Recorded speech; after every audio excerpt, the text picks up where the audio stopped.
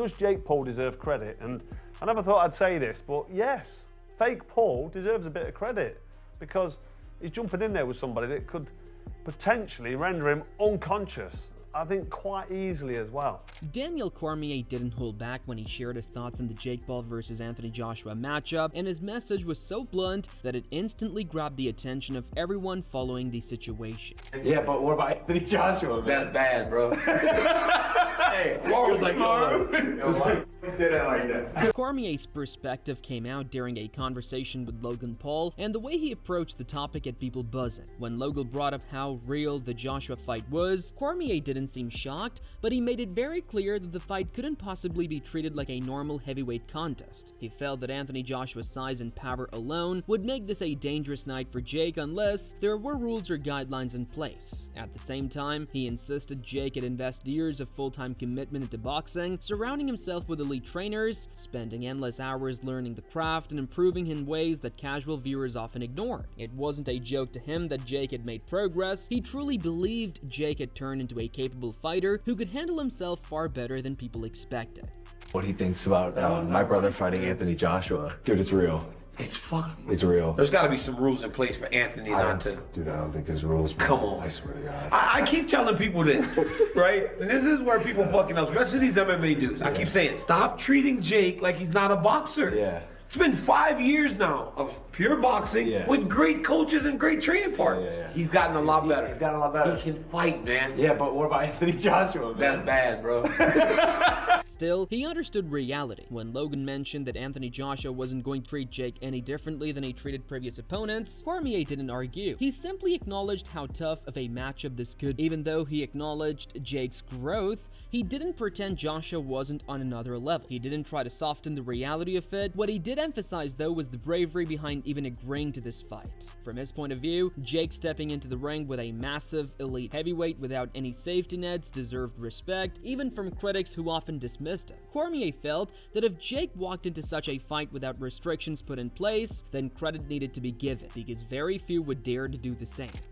I'm sick of seeing hypocrite fighters and ex-fighters criticising this fight when they would fight Jake Paul for 5 Absolutely million right. quid. He will be fighting for a world title soon, off the back of this one. Spencer, let me pack finish. it in. Let me finish. Pack it in. After he beats Jake Paul and ices him, and he's got to do that in 3 minutes, by the way, otherwise it's a lose situation again. There's a certain Fabio Wardley who's just become WBO world champion. Yeah. That could manifest itself, and that could be his route back into So let me getting get this right. We all know what this is. This isn't real sport. This is entertainment value. Yeah. The sport factor is that we think that Jake Paul's going to get knocked out of the ring, but when it comes down to it, there's no real legitimacy behind this fight, behind a big bag of money. The metrics of this fight, and Paul's absolutely right.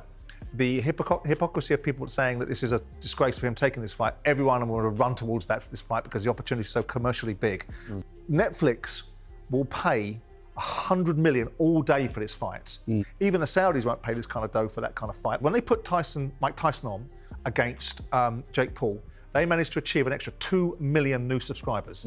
The lifetime value of a Netflix subscriber is $900. That means out of paying Mike Tyson and Jake Paul, the reported 90 million, they generated 1.8 billion in additional fees for Netflix. While Cormier was analyzing Jake's progress and Joshua's threat, Eddie Hearn was breaking down the business behind the fight. He was stunned that this matchup was actually happening. Not because the idea wasn't financially tempting, but because the offer that came in was simply too large to refuse. When Joshua's team got the proposal, they were taken aback. The amount of money was enormous, and the path to accepting it seemed obvious. Hearn explained that Joshua's campsite as an uncomplicated night from a physical standpoint, and on top of that, the financial upside was unlike anything they'd seen for a fight of this nature. It didn't take long for them to conclude that there was no realistic reason to deny the opportunity. By the way, just make one thing very, very, very, very clear. You know, this whole, oh yeah, well if it's scripted, please stop with that bullshit. One, we would never enter a fight. By the way, that is illegal. This is a professional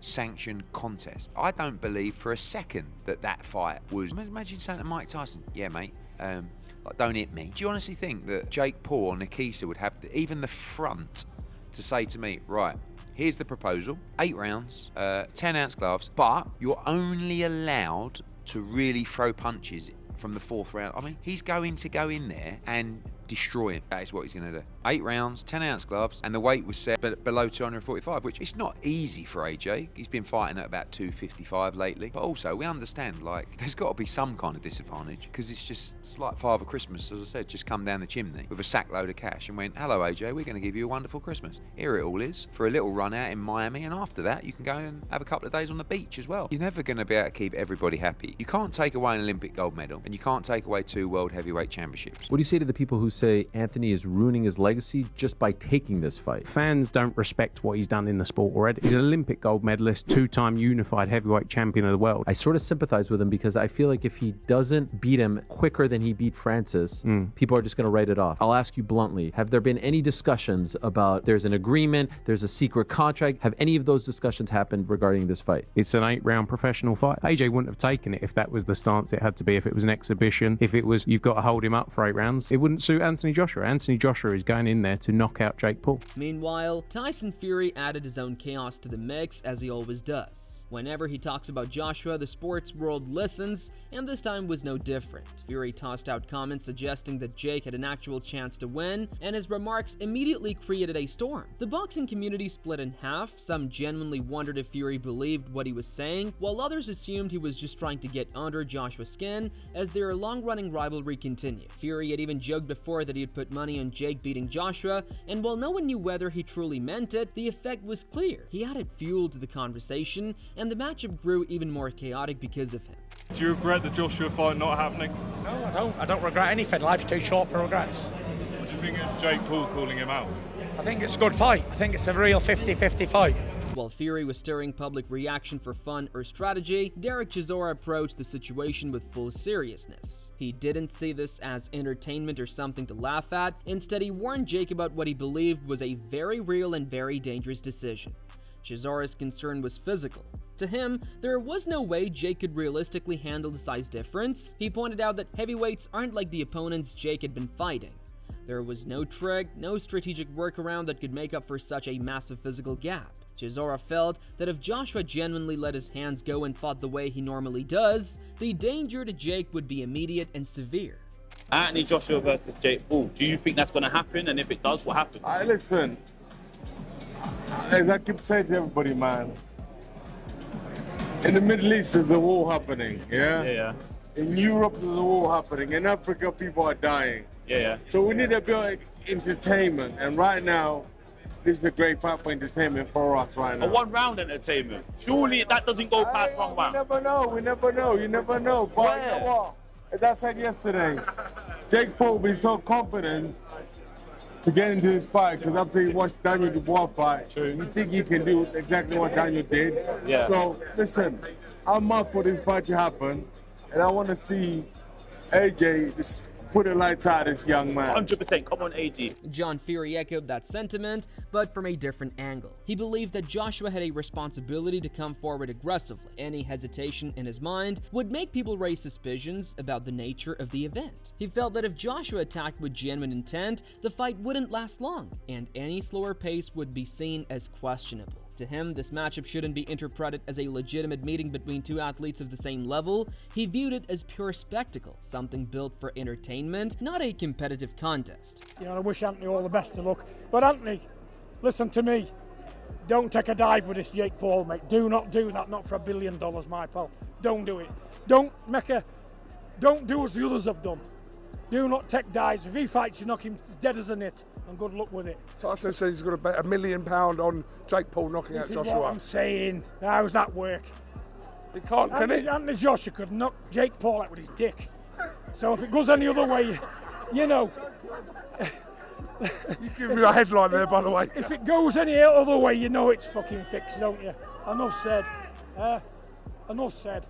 Dave Ellen entered the conversation as someone known for giving honest, straightforward opinions. He acknowledged the work Jake had put into training and even believed Jake's future might include winning a smaller regional belt someday. But he didn't confuse that potential with the reality of this specific fight. To him, Jake simply wasn't a heavyweight, and Joshua wasn't someone you experiment against. Ellen feared the possibility of a sudden, heavy knockout. He believed that one clean punch from Joshua could end the fight instantly and potentially even cause serious serious harm. From his perspective, the risk was much bigger than most fans realized, and that made the entire matchup extremely concerning. I reckon this kid, Jake Paul, could win an area title, definitely. I really think he could. He trains hard. I respect all of that. I respect him for what he's doing. Brilliant. He's having a go. Amazing. But he's now fighting arguably a top 3 top heavyweight of the last 10, 15 years. One, it's dangerous.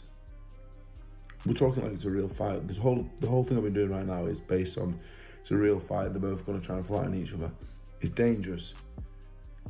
He's not a heavyweight. He's a cruiserweight. If that. Turned pro at 13-2. And he wasn't a kid. He was 23 years of age. He wasn't a kid. He's not grown into heavyweight. He boxed Julio Cesar 5 months ago at 14-3. Might cut a bit of weight, might come down from 15 stone, but it's dangerous, really. It's dangerous, very dangerous, because if Anthony Joshua hits him on the chin, he will put him to sleep.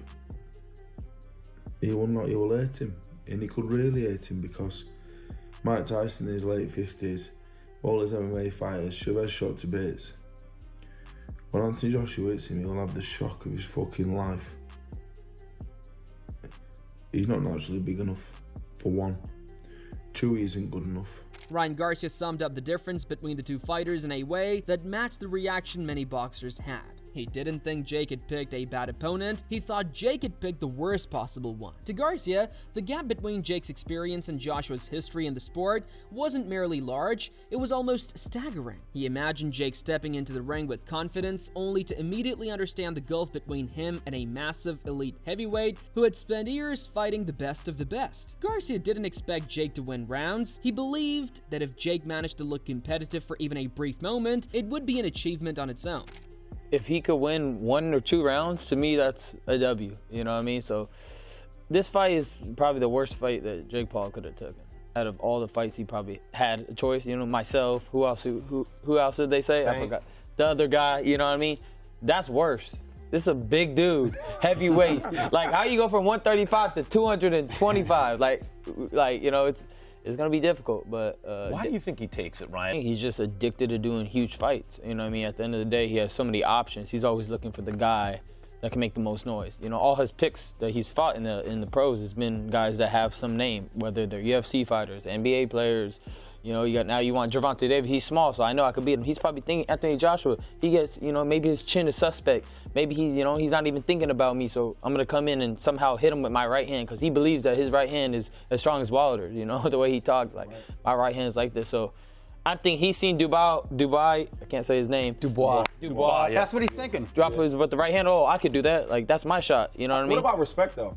I think Jake Paul's at a point where he wants respect, because I do think he's better than what people think he is. Right now, okay. Now the stage is set. If he goes out there and battles with Anthony Joshua, we got to give Jake Paul 100%. Way more respect than we do now. You know what That's Muhammad... the victory. Just taking the fight. If he actually steps into the ring with Anthony Joshua, that's a victory. That's big. As the conversation spread across the boxing community, Frank Warren stepped in and shifted the spotlight back onto Joshua. He believed that the risk in the fight wasn't only on Jake's side. Even though Joshua was the overwhelming favorite, Warren saw a different kind of danger for him. If Joshua made a mistake or underestimated the situation, the hit to his legacy could be enormous. Warren understood the public expectations. Joshua was supposed to dominate, and anything less would trigger major criticism. He also gave Jake credit for the courage to take such a risky fight, acknowledging the dedication Jake had shown in committing to the sport. Despite Jake's limited record and lack of elite-level opponents, Warren felt that stepping up to face someone like Joshua took real guts, even if the world viewed the matchup as heavily one-sided.